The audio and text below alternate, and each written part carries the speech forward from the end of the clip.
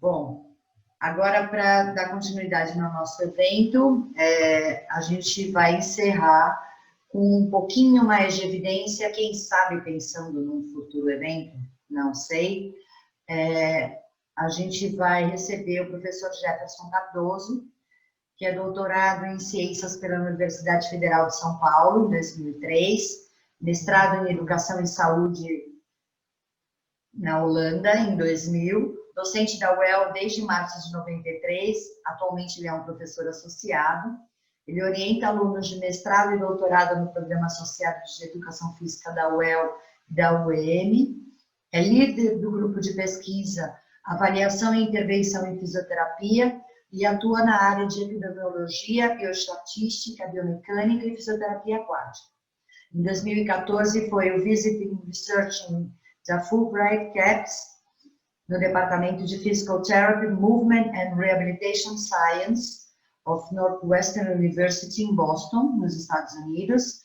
E em 2014 e 2015, o Visiting Researcher do CNPq na Universidade of Central Lancaster, se eu estiver errado, você me corrige, na UCLA, em Preston, no Reino Unido. E ele é bolsista com produtividade em pesquisa pelo CNPq 1D. Jefferson, seja bem-vindo. Muito obrigado pelo convite, boa tarde a todos. É um prazer enorme estar aqui, compartilhando conhecimento e compartilhando práticas, integrações e sobre fisioterapia aquática. Muito, muito legal. Então, obrigado a você, Rosane, obrigado a sua irmã pela proposta do evento. E o evento ele tem uma finalidade muito acima do nossa capacidade, né, de entendimento, que na verdade é auxiliar o próximo. Então, é para isso que nós estamos aqui reunidos. Então, tá bom, vamos. Eu acompanhei diretamente todas as palestras, eu achei que foi um grande momento para a fisioterapia aquática, ver tantos profissionais capacitados, habilitados em trazer prática e ciência e combinar essas duas coisas em 2 dias. Muito bem. Então, eu vou compartilhar minha tela aqui para a gente começar.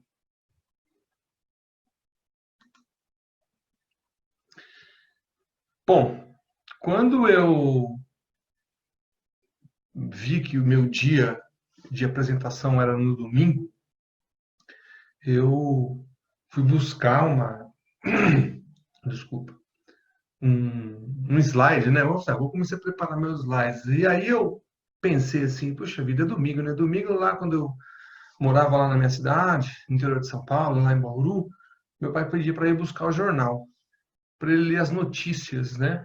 E aí eu acho que ficou bem para um domingo, né? Um jornal, né? Onde a gente vai informar algumas notícias e de uma responsabilidade grande de fechar o evento, né? Não é uma coisa tão fácil assim, como se pensa. Então, aqui é o nome do evento, aqui é o nome da palestra, o cenário sobre a pesquisa da fisioterapia aquática no Brasil, especificamente, escolhi o país para falar e não no mundo, não nas publicações nos cantos internacionais. E quais são as contribuições e avanços da ciência nesse momento tão importante que a gente vive, né? A gente não pode trazer notícias falaciosas, nem a gente não pode trazer notícias equivocadas. A gente tem que trazer notícias de ciência que seja de fato voltada com responsabilidade para os profissionais e para os nossos clientes. Isso que é importante. E aí eu vou dividir essa aula em 4 reflexões.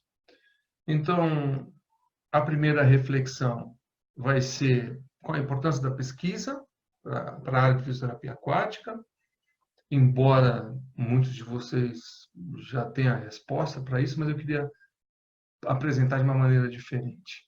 Eu quero refletir sobre qual que é a implicação do exercício em si para a modificação de algumas variáveis. como essas, por exemplo, que vocês estão lendo. A terceira reflexão, de que forma que o fisioterapeuta contribui para o corpo de conhecimento da área. Então, é uma terceira reflexão. E a quarta reflexão é como integrar o raciocínio clínico com a prática. Bem? Então, vamos começar. Bom, reflexão número 1. Na verdade, a reflexão número 1 é qual a importância da pesquisa científica para a área da fisioterapia aquática. Então, vou trazer alguns elementos. E aí, no final, uma frase reflexiva também para a gente pensar. Primeiro, essência da nossa profissão. Tá? Nossa profissão ela tem que ser pautada, e ela, no começo, não foi tanto, mas também devido à época, hoje ela já tem um corpo, né, sobre o conhecimento muito mais com raízes, e que a gente pode dizer que somos, como somos os profissionais da ciência do movimento, da funcionalidade. É interessante porque a gente consegue fazer um exercício intelectual, e também é interessante, como nós estamos fazendo nesse momento de sábado e domingo, foi uma mistura de exercício intelectual com um exercício na tentativa de, vamos chamar de prático, né, aplicado, e, consequentemente, isso muda a nossa atitude, nos tornando mais científico. E o conhecimento científico ele tem uma diferença um pouco do conhecimento empírico, e eu gosto muito dessa frase, os versos, porque, em verdade, a ciência não consegue explicar tudo, né? Tudo que acontece na água a gente não consegue explicar exatamente. Então, e às vezes uma pessoa que tem pouco conhecimento científico, ele tem um conhecimento da vida, ele pode nos explicar, os nossos pacientes, nossos clientes nos explicam muito, incluindo, por exemplo, um paciente explicando ao outro paciente como é que se respira na água. Eu acho que foi o Maurício que falou alguma coisa no Haluik. Então, é um conhecimento empírico que a gente não consegue, às vezes, a chegar na cabeça da pessoa, né? E que a gente não pode levar e deixar em consideração. Mas eu tenho que dividir isso porque eu estou falando com os profissionais da minha área, né? E eu tenho que reduzir um pouco o empirismo, não deixando de respeitá-lo, para falar com pessoas que são da mesma profissão, ou são da profissão, são pessoas da profissão da área de saúde. Eu gosto dessas duas frases, e eu quero mostrar para vocês elas divididas em duas aqui. E porque a gente está falando de conhecimento, profissionais, atitude. Então, tanto os profissionais quanto os estudantes, eles deviam estar preparados para analisar criticamente os estudos, para colocar isso na sua prática clínica. Então, isso é um ponto que vem de acordo, ou vem numa sequência de raciocínio para o conhecimento. Então, eu deveria ser capaz de entender a validade interna de um estudo. Isso. Um método de estudo, para eu tentar colocar, porque o método, ele diz sobre a validade interna, e diz se isso é factível de ser reproduzido. Bom, agora, os pesquisadores, por um outro lado, deveriam também cooperar com profissionais e estudantes para assegurar que as evidências relevantes, não só a epidemiológica, a estatística, mas que também sejam aplicadas no dia a dia, clinicamente aplicadas. Então, não deveria ter uma dicotomia. Existe, mas eu sou a favor que não haja essa barreira. Essas barreiras que nós enfrentamos são outras. Não deveria ter uma barreira entre quem faz pesquisa e quem produz conhecimento e o clínico. Agora, tem que ter bom senso em ambas as partes, para que se encontre uma melhor linguagem e uma melhor aplicabilidade para isso. Muito bem. Eu também gosto dessa frase, e essa frase também é bem interessante. Ela começa aqui e depois tem mais uma parte. que esse autor coloca para mim assim, coloca, quando eu achei, eu sempre uso, sobre pesquisa, né? Sobre conhecimento, sobre produção de conhecimento, uma palavra snob que assusta as pessoas. Assim, nossa, lá vem o pesquisador e não está acostumado com a prática. E que não é verdade, né? Não precisa. Nada mais é que um estado de mente, uma amigável e bem-vinda atitude diante da mudança. Para ambos os lados, para quem recebe a pesquisa, a ciência, e para quem executa. Ainda continuando, essa frase de Catherine, bem antiga, é uma resolução de problema mental em contraste com a mente bem resolvida, suficiente e sozinha. É uma mente compositora ao invés de uma mente violinista. É uma mente do amanhã ao invés de uma mente do ontem. Então, aqui já é mais um romântico, mais machadiano, eu costumo falar isso meus alunos, é muito mais um romance machadiano, mas ele é bem reflexivo e bem aplicado a esses 2 dias que nós passamos aqui. E aí a gente, estou levando vocês a um pensamento da seguinte maneira, eu falo assim, puxa vida, ora eu vou ser o executor da pesquisa e ora eu vou ser o consumidor. E ora eu vou ser os dois. O que não dá é para você deixar de lado uma coisa e executar mal feito o outro. Então, ser o prático, o clínico e não consumir ciência, talvez isso vai te comprometer de alguma certa forma. Agora, ser um pesquisador e não falar a linguagem que o clínico e que o paciente, e que o Estado, e que os conselhos, e que as prefeituras, e que os órgãos políticos não entendam, também não vai adiantar muita coisa. Okay? Então, se coloquem nesse momento, você consumidor ou você executor, porque eu sei que tem os 2 tipos aqui nos assistindo nessa sala. Tá bom? Vamos lá. E o problema é esse. É um slide desatualizado e que os números são muito maiores, né? Como estar atualizado? Como eu consumir ciência, eu consumidor ou eu executor, com mais de 25 mil jornais disponíveis, com mais de 4 milhões de artigos por ano e com mais de 8 mil artigos por dia. Vamos falar que 0,2%, 1%, 0,1% seja para a fisioterapia aquática. É muita coisa, não é? Ficar atualizado. Então, nos assusta um pouco os números, são assustadores para isso. E eu queria mostrar esse vídeo para vocês sobre o que é o algoritmo da ciência e o que eu explico, o que eu entendo como ciência para mim, né? Então, primeiro eu quero buscar as informações, eu tenho que saber onde eu vou atrás disso. Onde que eu vou? Com as bases de dados e usando para cada base de dados os seus descritores. Tá? Então, eu falo assim, olha, eu não preciso ser doutor para saber disso, né? Eu não preciso fazer doutorado para saber disso. Eu, como consumidor, eu deveria ter essa noção. Quando eu acho os estudos da pergunta que eu quero responder, eu preciso definir. Olha, se a sua pergunta é de tratamento, então o meu estudo é de tratamento e a estatística é para esse tratamento. Se o meu estudo é de diagnóstico, então é para diagnóstico. E assim por diante. Eu preciso ser capaz de fazer uma avaliação crítica, ou seja, avaliação da validade interna do estudo. E eu preciso também ver a possibilidade da validade externa, que é a aplicabilidade. Mas eu não vou deixar de considerar a experiência e a ética que nos permeiam. Então, eu chamo isso de algoritmo da ciência. É algo que eu, como consumidor, ou eu, como executor de uma pesquisa, eu preciso saber. Ótimo.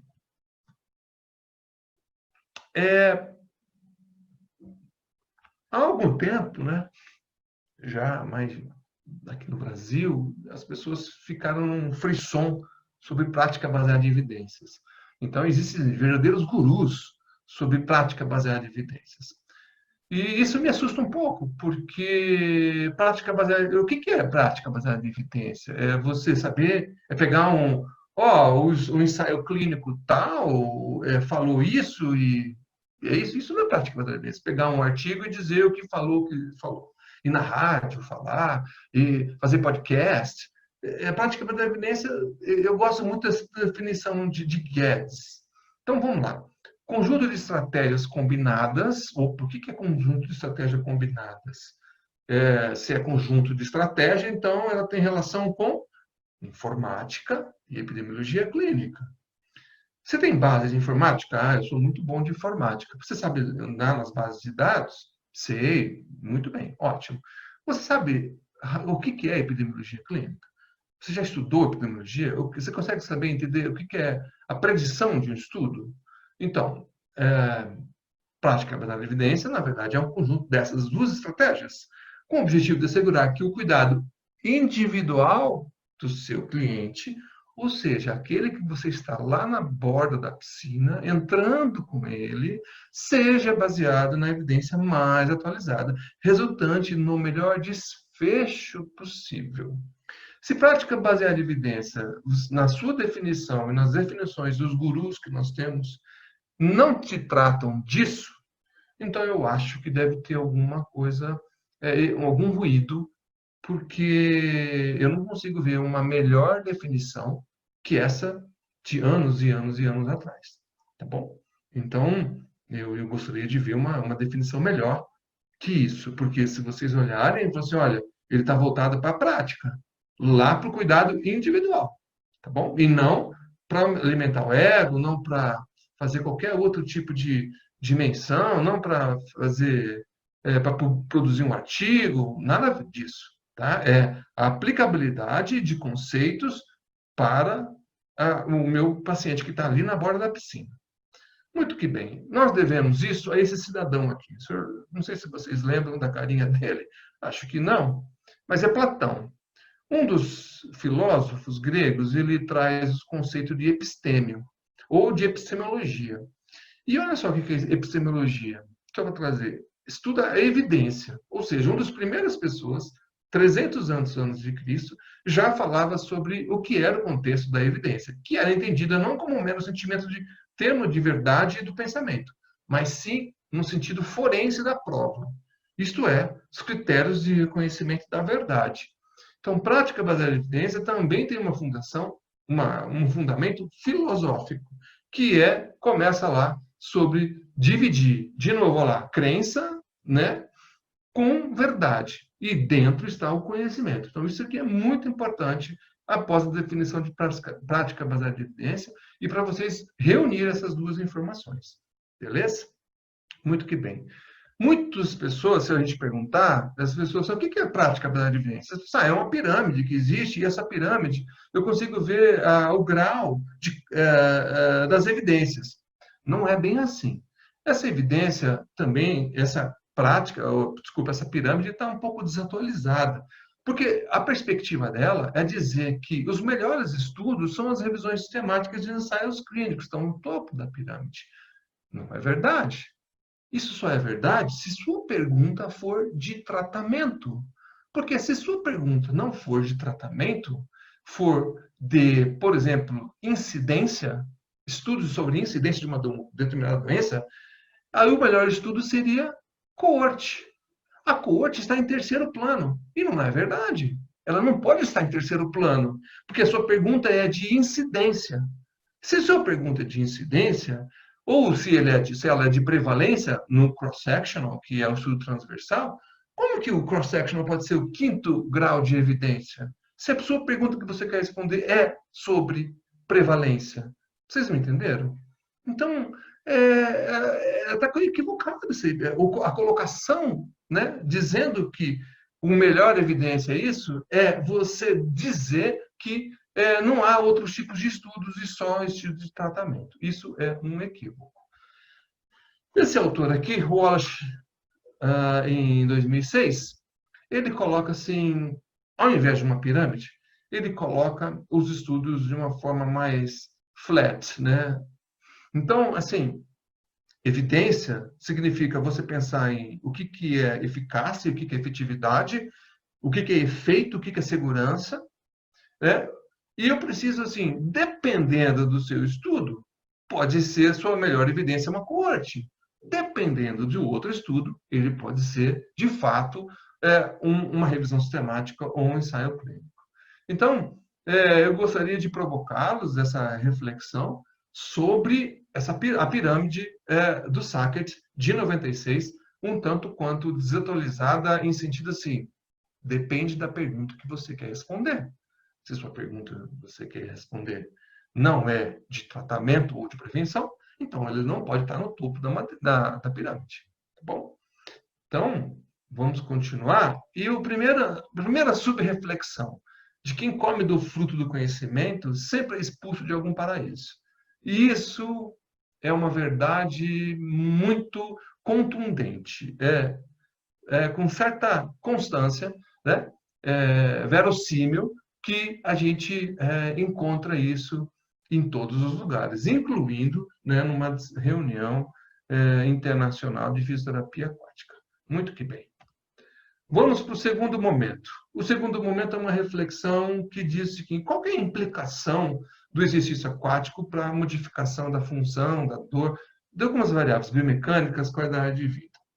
Bom, essa aqui é a nossa piscina, exatamente na semana do dia 19, que fechou o hospital, fechou a universidade, ele continua fechado.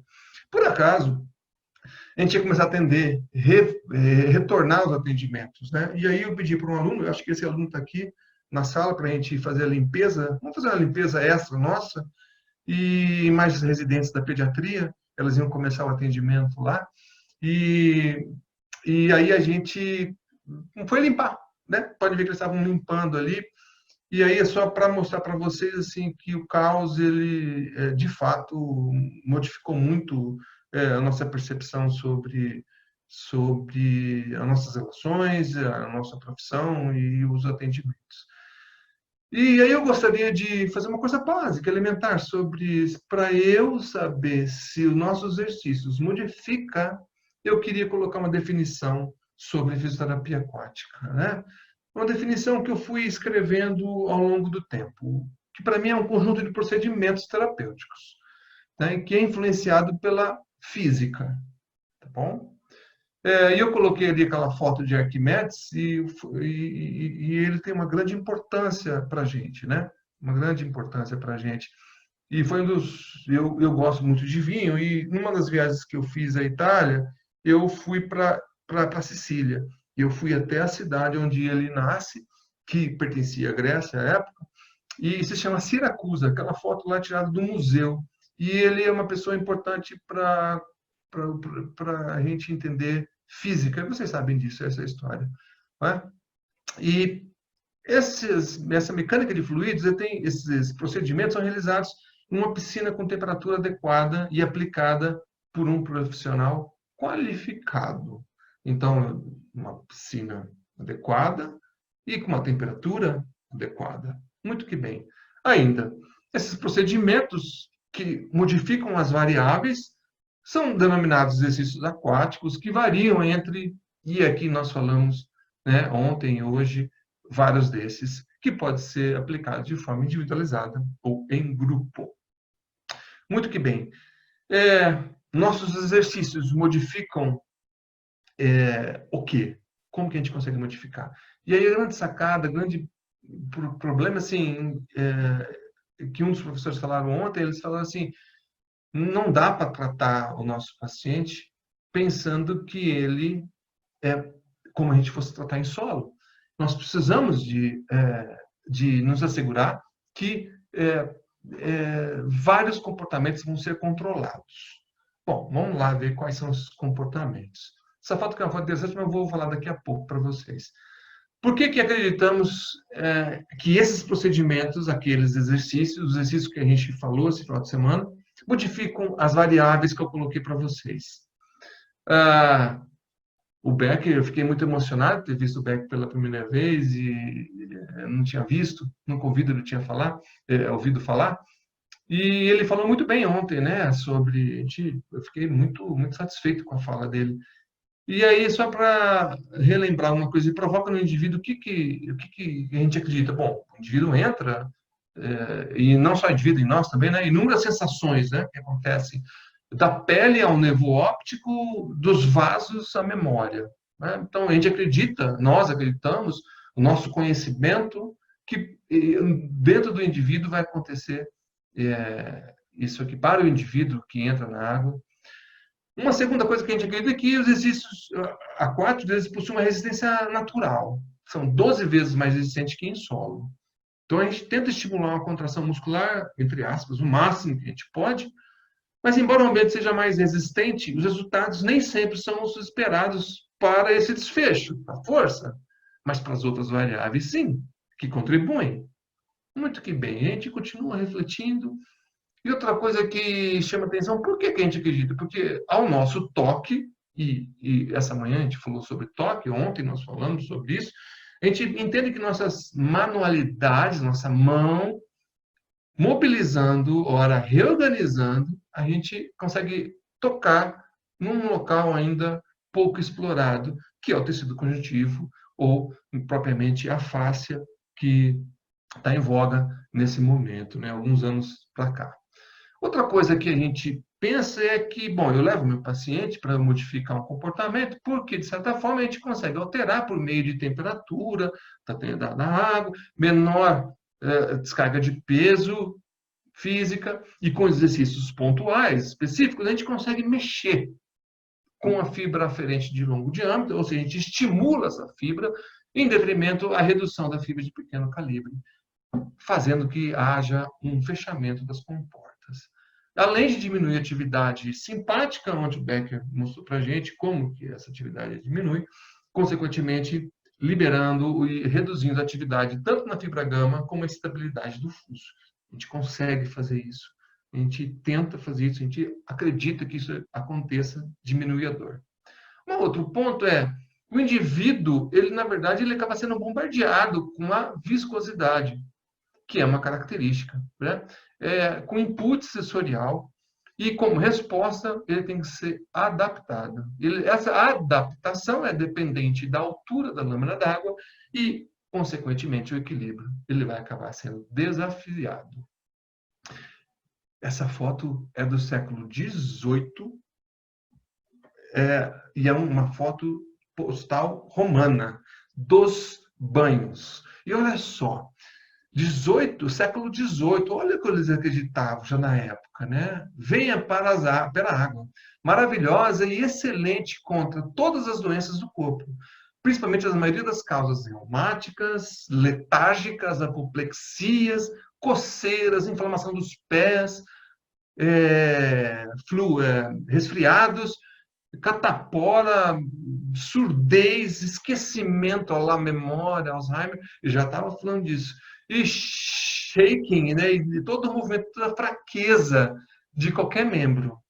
Então, quando a gente vem para a pergunta, por que a gente acredita que os procedimentos que a gente faz dentro da água modificam as variáveis que a gente quer medir, os romanos e provavelmente lá antes os gregos, eles também acreditavam, de alguma maneira, de forma empírica, que isso acontecia. Muito bem. Então, segunda reflexão, no segundo momento, ser contra um movimento ainda é fazer parte dele. Essa eu gosto muito porque Picasso foi muito feliz nessa frase. Muito bem. Vamos para um terceiro momento. Terceira reflexão. A terceira reflexão é de que forma o fisioterapeuta brasileiro contribui para o corpo de conhecimento da área. Então, eu fiz o seguinte, eu pedi antes de falar, corpo de conhecimento é uma definição, quantidade total de conceitos, informações, atividades e documentação de uma organização profissional ou grupo. Bom, eu estou lendo aqui um livro que a minha filha me deu, e ela me diz o seguinte, e lá dentro eu achei essa frase muito interessante. Pesquisadores não podem transcender do determinismo dos fenômenos. Em vez disso, sua missão se limita a demonstrar como. Apenas como, e nunca o porquê, Acho que nunca, porque é uma muito forte. Das mudanças observadas. É o filme, é o livro do Advice for Young Investigator, do Santiago Ramon e Cajal. Tá bom? Então, leiam que é bem interessante. E esse terceiro momento eu quis dividir o seguinte: eu pedi para alguns alunos e me ajudarem, e a gente fez uma busca nas bases de dados sobre alguns escritores e mais Brasil, para a gente encontrar os brasileiros que fazem produção científica aqui nesses últimos tempos. E eu excluí natação, hidroginástica, banhos, sauna, resumo de congresso, protocolos, pesquisa, e nós fizemos apenas em 3 bases, em 4 bases, Web of Science, Scopus, Embase e Cielo. Bom, olha só o que achamos.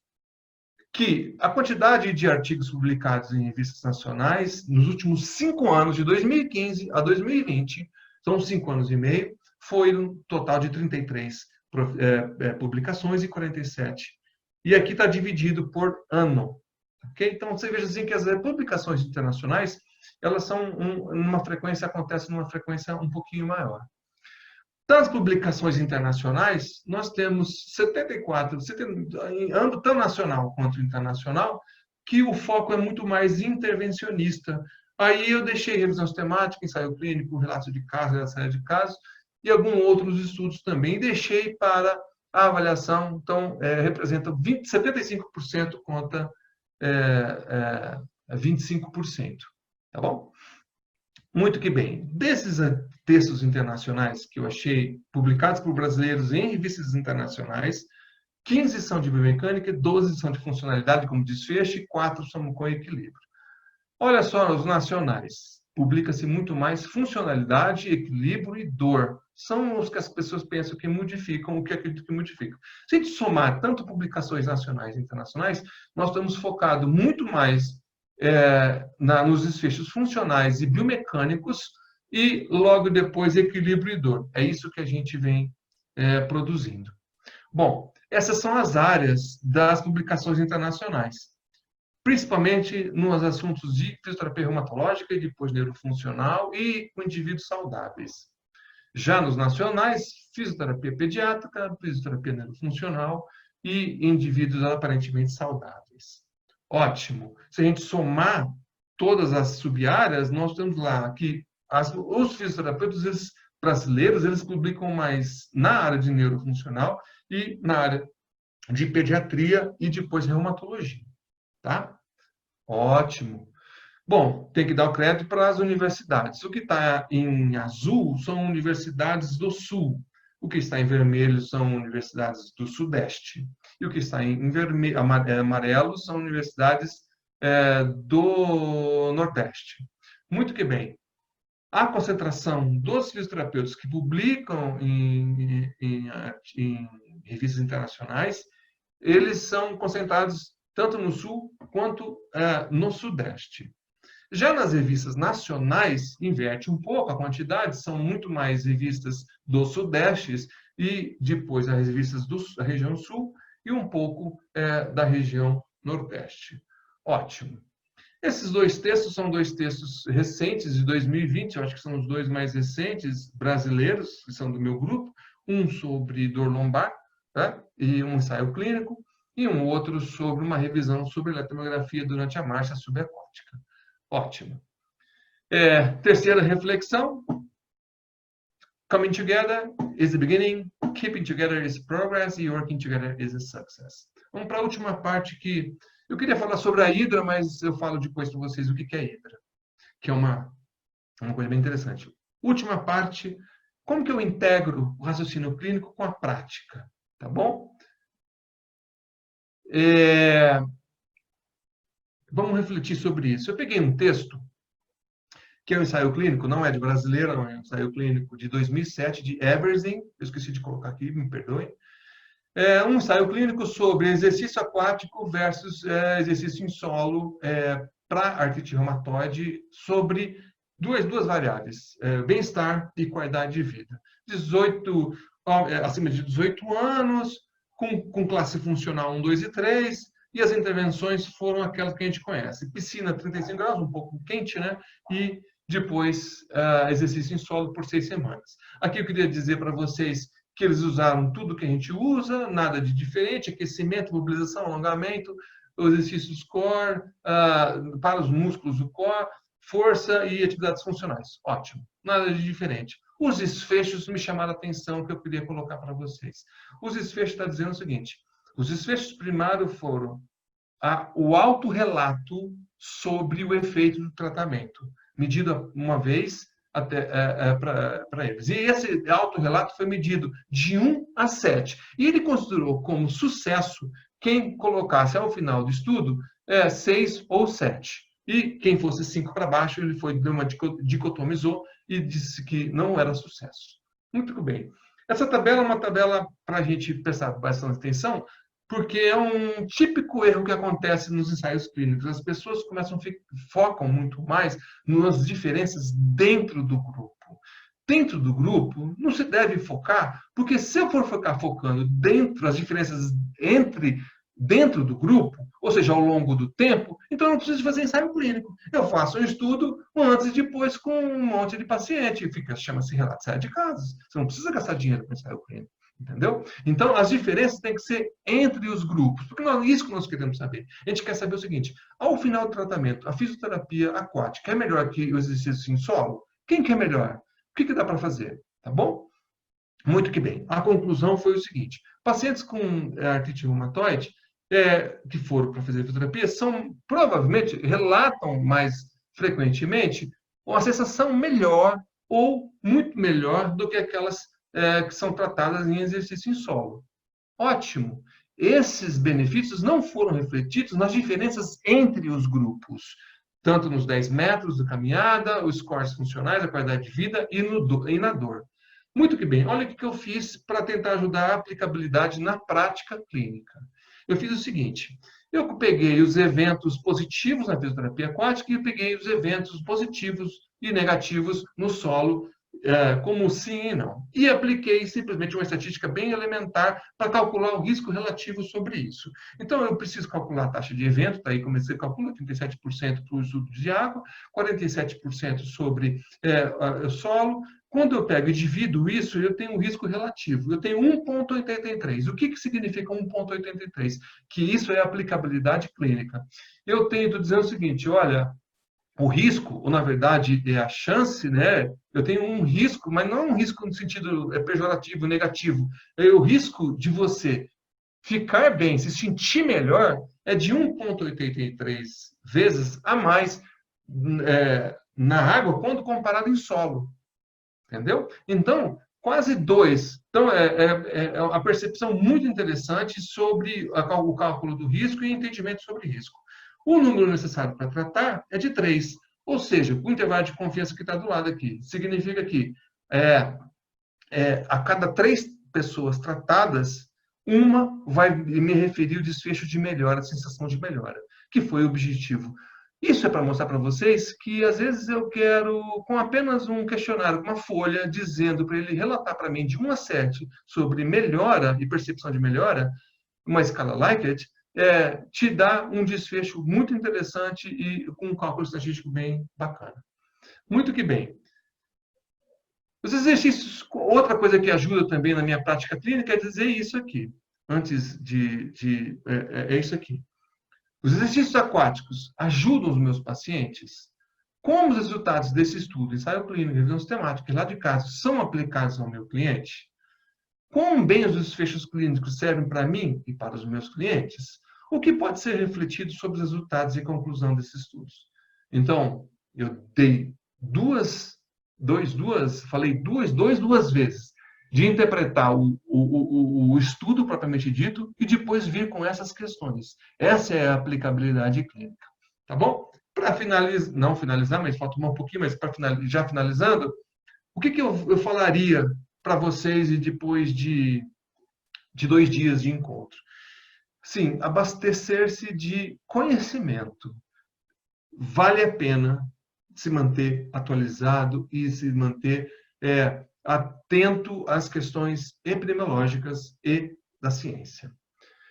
seu cliente vai responder de acordo com os diversos estímulos que ele entra na piscina, que é inerente. Ele entrou, já está respondendo. Você é uma pessoa que vai ser um facilitador para melhorar essas respostas. Ótimo, com ciência. A sua missão vai ser demonstrar como acontecem certos fenômenos, que é isso que no livro do Santiago Ramon e Cajal demonstrou naquela frase lá para vocês. Eu queria dizer parabéns aos profissionais das instituições de ensino superior e das instituições de ensino de assistência pela produção científica. Me fez, né, procurar gastar um tempo, eu e os meus 4 alunos, muito interessante para ver como é que está a produção científica no Brasil nos últimos 5 anos. Óbvio que tem erros e eu acho que dos 80 que nós olhamos lá, talvez tenha uns 100, 110 nesse período de tempo. A gente precisa estar mais organizado com esse final de semana, a gente precisa trabalhar mais em network, fazer mais network, né? E a gente precisa, eu sugiro um consenso nacional sobre fisioterapia aquática, sobre as evidências que nós temos sobre fisioterapia aquática.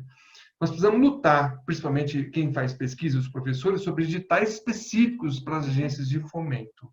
Isso é uma coisa necessária. A gente precisa também parar de replicar estudos, principalmente as revisões temáticas. Não contribui à replicação de estudos que já estão disponíveis, a não ser que eles sejam muito ruins. Os ensaios clínicos são desejados? São. Mas, de preferência, ajudar a fazer multicêntrico, porque todo mundo aqui tem piscina e todo mundo pode fazer um pouco aqui, um pouco lá, aumentando o N, aumentando esse networking. Relato de caso é muito bem-vindo, como foi citado aqui. E eu sugiro pensar nesse pacote estatístico gratuito projetado especificamente para dados clínicos, relatos de caso clínico. Ele chama SMA, Simulation Modeling Analysis. Então, você pode ver que nós temos medidas antes e medidas depois, e como que é o comportamento da variável. Tá ok? Quem quiser, depois bate um papo comigo e a gente conversa mais para lá. Mais para frente. Não deixe os dados na prateleira. Busque parcerias para as publicações. É muito importante a gente saber o que você tem feito. Há áreas clínicas que precisam ser mais investigadas. Há assuntos latentes. Por exemplo, traumato-ortopedia. É um assunto latente. Fáscia é um assunto que precisa ser investigado. Sensores inerciais, realidade virtual. Tá bom? Estão finalizando aqui, porque já estão dizendo que eu estourei o horário.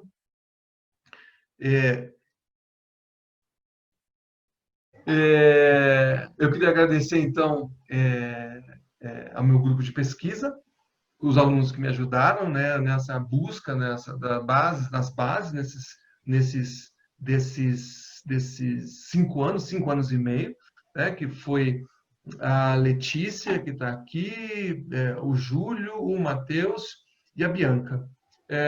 Agradecer também à universidade, ao próprio CNPq, que fazem toda a diferença, a instituição e esse órgão de fomento do governo.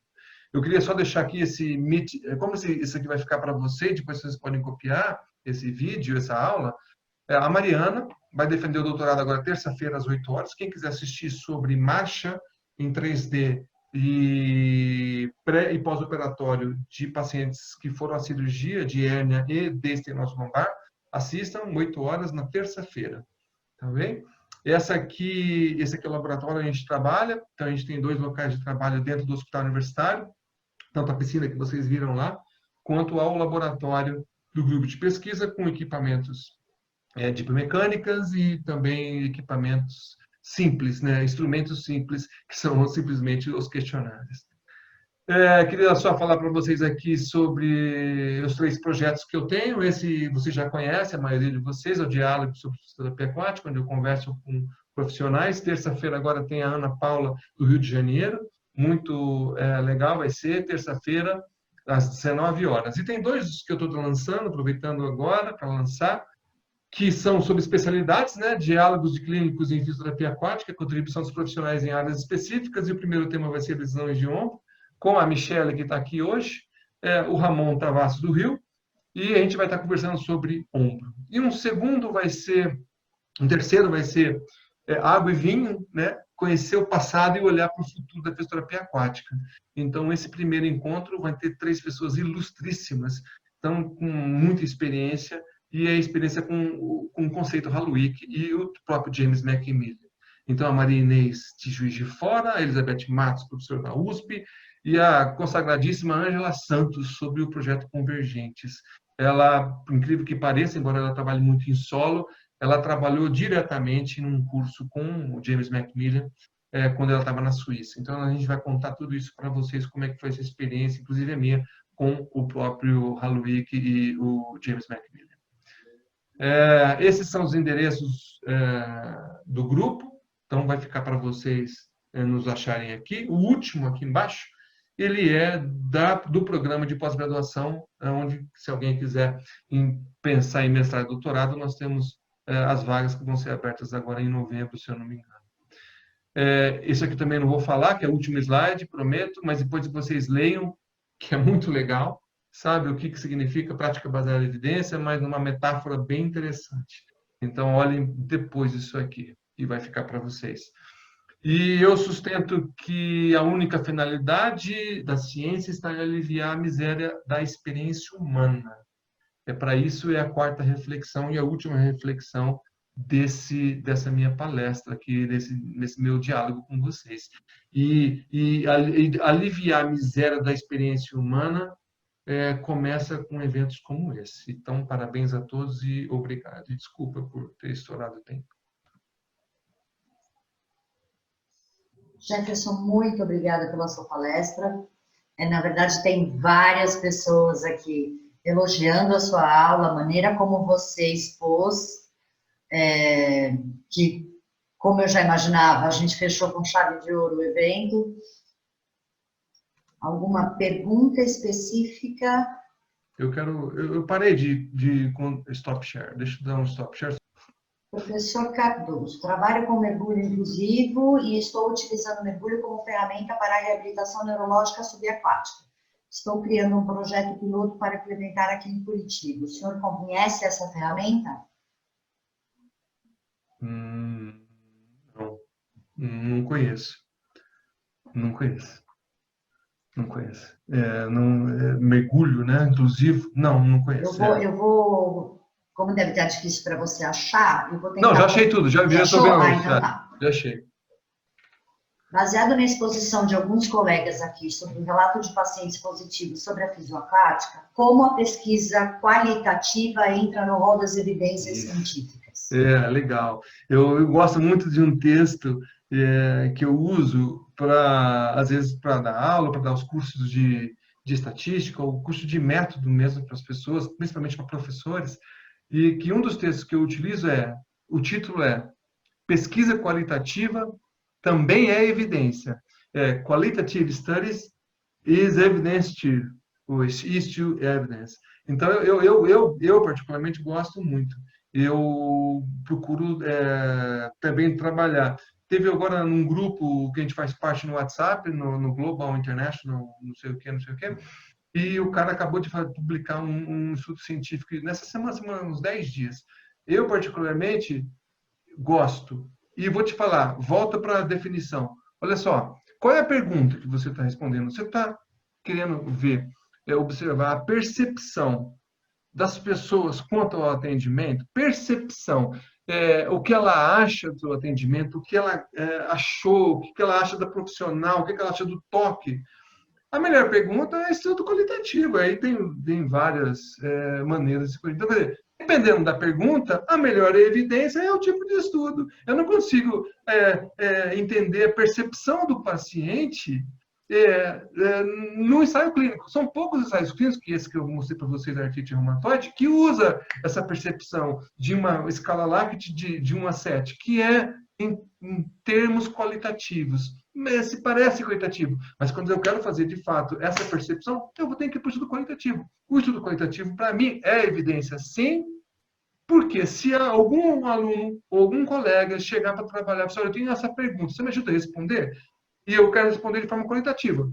Estou dentro, exatamente. Se a pergunta bate, acabou. Então, quer dizer, esse negócio de, eu não gosto desse estudo, não gosto disso, é porque, na verdade, as pessoas não entendem isso. Qual a pergunta que você quer perguntar? O que você quer perguntar? E como que você tem que responder? Isso faz base da epidemiologia clínica. Então, o estudo qualitativo é barato, é muito legal.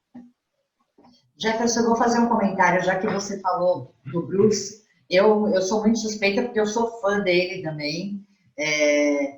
Quando eu o conheci no primeiro evento, a gente estava conversando e ele falou para mim assim, que ele ficou sabendo que eu era brasileira, tal, e ele falou assim que o Brasil é um dos países que tem aumentado as publicações científicas com um nível de qualidade, melhorando o nível de qualidade. Ele falou do Brasil e falou da China.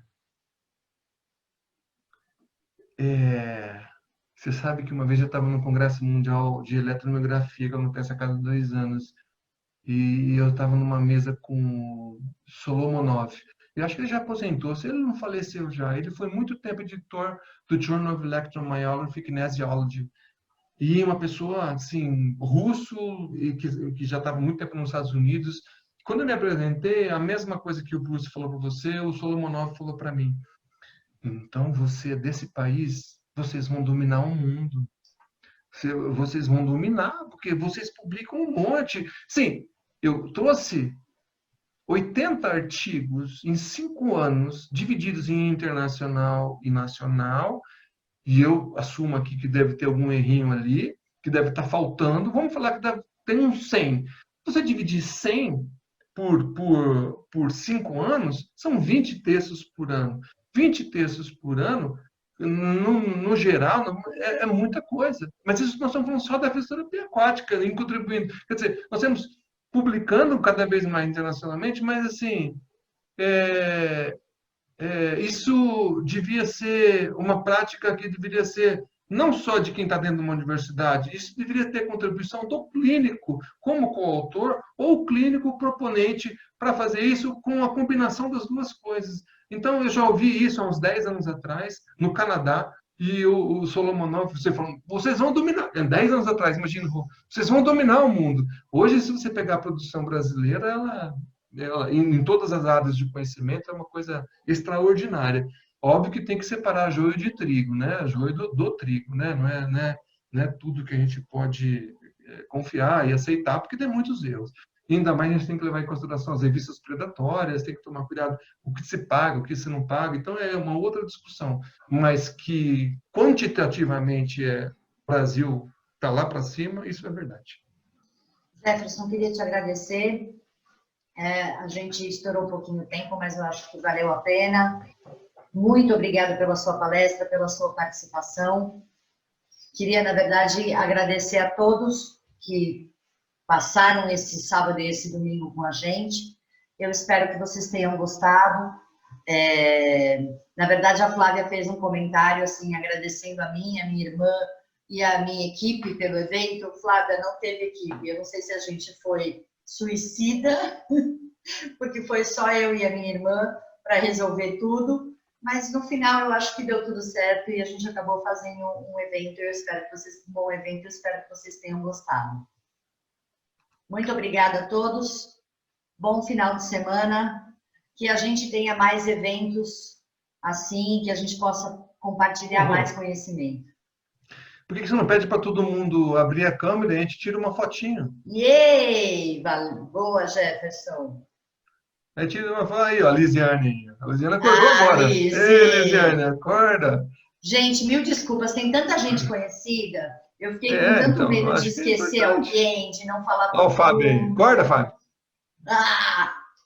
César da Argentina, Ó o Caio. Lara, Camila, Ó, Caio, Ana. Legal. Vamos acordar, o pessoal estava meio acordado, meio dormindo. Você devia ter falado antes da Ana e da Valerie, eu acho, viu?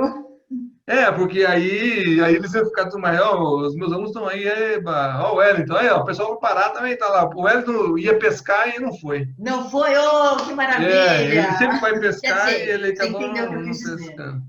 Eu entendi, assim, olha, eu podia ter falado assim, mas aí, eu também acho, né? Eu estava em dúvida se eu ia tomar um café ou se eu ia tomar um chá antes de falar aqui, mas aí eu falei, não, o chá vai ficar mais ativado do que eu já sou, então, mais young. Então eu resolvi não tomar nada. Gente, muito obrigada a todos. Espero de coração que vocês tenham curtido. Flávia. Aí. Tirou a foto, Jefferson? Que eu não sou boa nisso. Só dá um print screen. Todo mundo dá um print screen aí, ó. Dá um print screen. O Fábio já vai dar um print screen ali. O Fábio já... Espera um pouquinho, espera um pouquinho. Vamos, um print screen por vez. Calma, gente. Muita calma. Olha o que você criou, Jefferson. Não criei nada. Eu só apenas... Foi uma sugestão que todo mundo gostou, acho. Senão não, foi muito legal, aliás.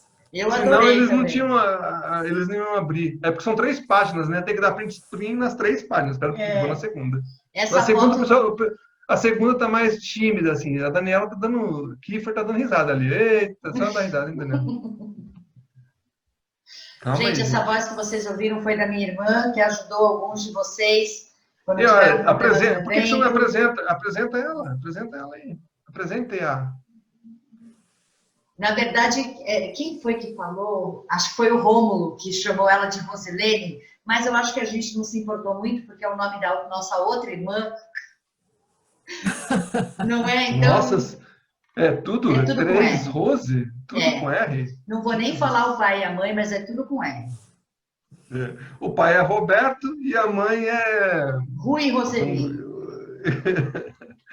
Gente, muito obrigada. Bom final de semana a todos.